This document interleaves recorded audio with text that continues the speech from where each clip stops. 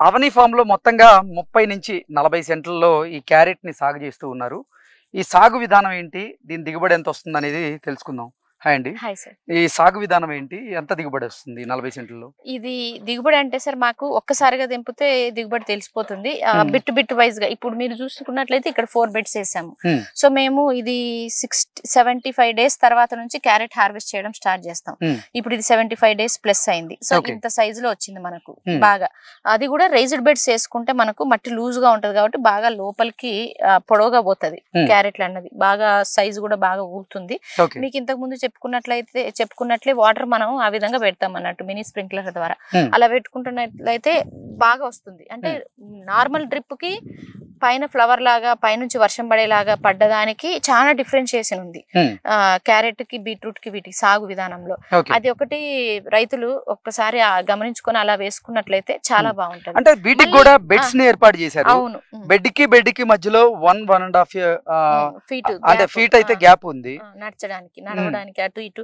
ఇందులో కలుపు తీసుకోవడానికి క్యారెట్లు అవి హార్వెస్ట్ చేయడానికి కలుపు తీయడానికి అన్నిటికీ సాగు ప్రాక్టీసెస్ కోసం అలా పెట్టుకోవడం జరిగింది అన్నట్టు. ఇంకా వెడల్పు బెడ్స్ కూడా వేసుకోవచ్చు. కానీ ఈ మళ్ళీ మధ్యలో అంతా తొక్కడం, మొక్కలు చిన్నగా ఉన్నప్పుడు ఇవి బాగా చిన్నగా ఉంటాయి. సో అప్పుడు మనకు తెలియదు, మన దాంట్లో నుంచి నడిస్తే చాలా మొక్కలు చనిపోతాయి. అందుకని ఇలా గ్యాప్స్ పెట్టుకొని ప్లస్ ఇవి చల్లుకోవడం జరిగింది. ఇవి నాటకూడదు, విత్తనం చల్లుకోవాలి ఇసుకలో గానీ, లేదా మనం తెలిసిన వాళ్ళైతే క్యారెట్ విత్తనం చల్లుకుంటే వెళ్ళిపోతారా? చల్లుకోవాలి. ఇసుకలో వేసి రాని వాళ్ళైతే ఇసుకలో వేసుకొని పలచగా చల్లుకోవాలి. ఎక్కువ ఒత్తుగా ఆకుకూరలాగా ఒత్తుగా చల్లుకుంటే మాత్రం మనకి ఇది ఏమైంటారు, ఒత్తుగా పడ్డది అనుకోండి, విత్తనం గ్యాప్ లేకుండా పడితే ఏమైతుంది అంటే గడ్డ అన్నది ఊరదు, చాలా సన్నగా వస్తుంది. మనం విత్తనంకి మినిమం గ్యాప్ అన్నది మెయింటైన్ చేస్తే అట్లీస్ట్ మనకు ఒక 3 to 4 ఇంచెస్ గ్యాప్ విత్తనం పడేటట్టు చల్లుకుంటే గడ్డ సైజు బాగా వస్తుంది, హెల్దీగా బాగా ఊరుతుంది అన్నట్టు. ఖచ్చితంగా ఆ విధంగా మనం చల్లుకుంటే బాగుంటది. సైజు అన్నది బాగా వస్తుంది. దీంట్లో ఇది మనం పచ్చిగా తినచ్చు, సాలడ్స్ లో వాడుకోవచ్చు, కర్రీ చేసుకోవచ్చు. మన కలర్ కూడా మీరు చూసినట్లయితే చాలా రెడ్డిష్ కలర్ చాలా బాగా వచ్చింది అన్నట్టు. మేము దీనికి కూడా ఇవే స్ప్రేయింగ్స్ అవే వాడతాం. అన్నిటికీ చేసే స్ప్రేలు ఈ పంటకు ఆ పంటకు ప్రత్యేకంగా అంటూ ఏం లేదు. ఎందుకంటే అన్ని ఇంటర్ క్రాప్ గా వేసుకున్నాం కదా, అన్ని బెడ్స్ లాగా వేసుకున్నాం కాబట్టి కొద్ది ఎన్ని రోజుల్లో ఈ క్రాప్ వస్తుంది?